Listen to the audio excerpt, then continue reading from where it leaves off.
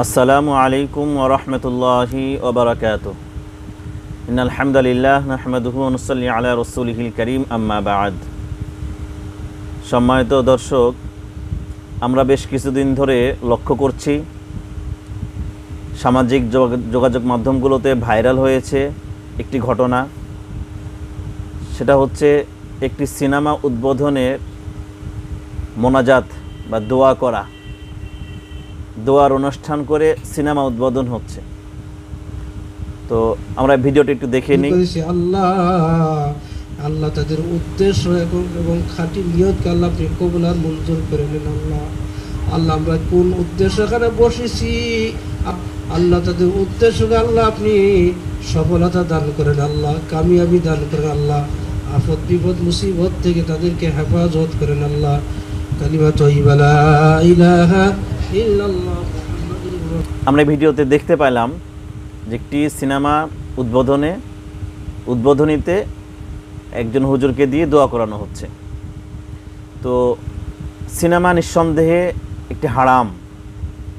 নাটক, cinema, Telefilm ইত্যাদি এগুলো ইসলামী শরীয়তে স্পষ্টভাবে হারাম। কেন হারাম?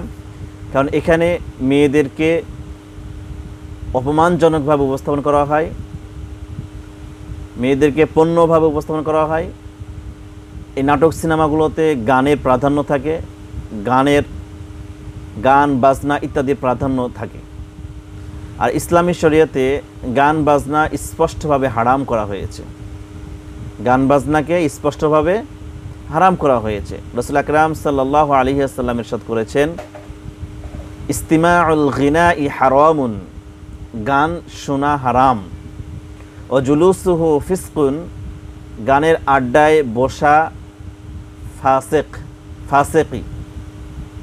ওয়া ইস্তিলজাযুহু কুফরুন, আর গান গাওয়াতে বাহবা দেওয়া বা প্রশংসা করা, উৎসাহিত করা, এটা কুফরি।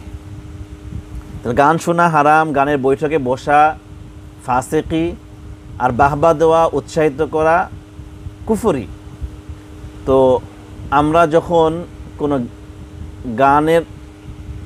গান শুনলে যেখানে হারাম, গান শোনাটাই হারাম, গানের আড্ডায় বসা ফাসেকি হচ্ছে, উৎসাহ দেওয়া, বাহবা দেওয়া কুফরি, সেখানে আমি তার সফলতার জন্য দোয়া করছি, কত মারাত্মক!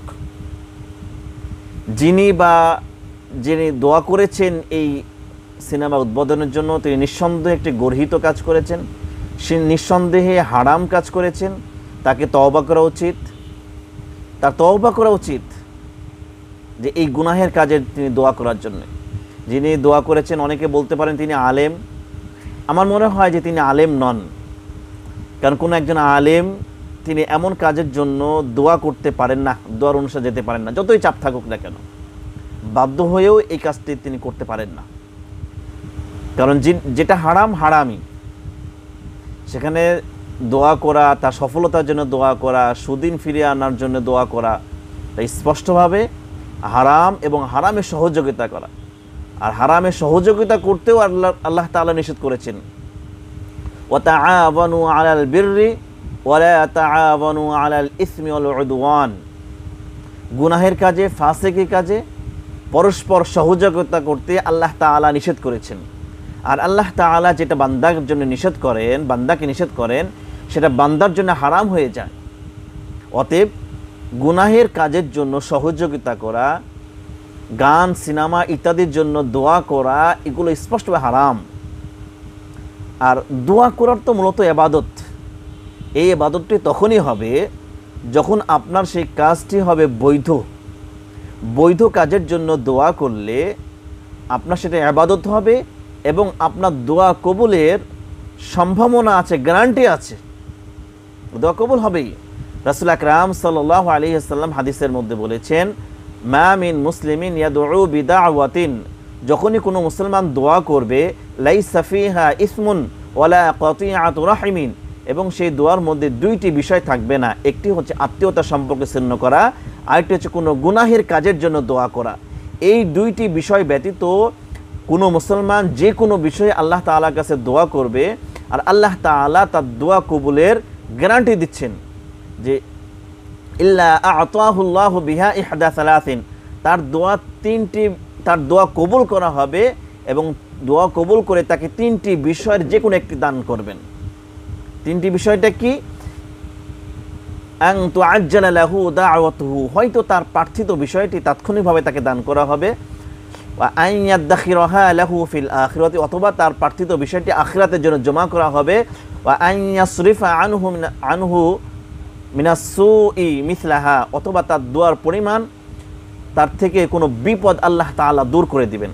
তাহলে বান্দা আল্লাহ তাআলার কাছে যে কোনো দোয়া করলে বান্দার দোয়া আল্লাহ তাআলা কবুল করে যে এই 3টি বিষয় যে কোনো একটি দান করবেন, হয় তাৎক্ষণিক দান করবেন, অথবা তার জন্য আখিরাতের জন্য জমা করে রাখবেন, অথবা তার থেকে কোনো বিপদ কাটিয়ে দিবেন। তাহলে আমরা এখান থেকে বুঝতে পারলাম যে এখানে কিন্তু 2টি বিষয় বাদ দেওয়া হয়েছে। একটা আত্মীয়তার সম্পর্ক ছিন্ন করার জন্য কেউ দোয়া করে তাহলে সেই দোয়া কবুলের গ্যারান্টি নাই, এবং কোনো গুনাহের কাজের জন্য যদি কেউ দোয়া করে তাহলে গ্যারান্টি নাই, এবং এটা ইবাদত হবে এ বিষয়ে গ্যারান্টি দেওয়া যায় না। কারণ ইবাদত হতে হলে অবশ্যই সেটা বৈধ বিষয় হতে হবে। আল্লাহ তাআলার কাছে বৈধ বিষয় চাইবেন, বৈধ বিষয়ে দোয়া করবেন, এটা আপনার জন্য ইবাদত হবে। আমরা বান্দা হিসেবে আমাদের যে কোনো প্রয়োজনীয় আল্লাহ তাআলার কাছে চাইতে পারি, যে কোনো বিষয় আল্লাহ তাআলার কাছে দোয়া করতে পারি, সেটা আমাদের জন্য ইবাদত হবে। কিন্তু মনে রাখতে হবে আমাদের চাওয়া বিষয়টি, প্রার্থিত বিষয়টি অবশ্যই জায়েজ হতে হবে, বৈধ বিষয় হতে হবে। অবৈধ বিষয়ের জন্য আমি দোয়া করব, এটা আমার জন্য ইবাদত হতে পারে না, আবার এটা কবুলের প্রত্যাশা আমরা করতে পারি না। আল্লাহ পাক রব্বুল আলামিন আমাদেরকে যেন এই সঠিক বিষয়টি বোঝা তৌফিক দান করেন, এবং আমরা যেন আল্লাহ তাআলার কাছে শুধুমাত্র বৈধ বিষয়গুলো চাইতে পারি, এবং অবৈধ বিষয় থেকে যেন হারাম থেকে যেন আমরা বেঁচে থাকতে পারি, এই দোয়া করতে হবে। হারাম কাজে লেগে থাকবো, হারাম কাজে সফলতা আসবে, এটার জন্য আল্লাহ তাআলার কাছে দোয়া করা হারাম, এটার জন্য দোয়া করা যাবে না। বরং দোয়া করতে হবে কোন বিষয়ের জন্য? যেটা আমার জন্য জায়েজ, আল্লাহ তাআলার জায়েজ করেছেন, শুধুমাত্র সেইটার জন্য আল্লাহ তাআলার কাছে দোয়া করব। আল্লাহ তাআলা আমাদেরকে সঠিক বিষয় যেন আমরা সঠিকভাবে আল্লাহ তাআলার কাছে দোয়া করতে পারি। আল্লাহ তাআলা আমাদের সকলকে তৌফিক দান করেন। ওয়া আখিরু দাওয়ানা আনিল হামদুলিল্লাহি রাব্বিল আলামিন।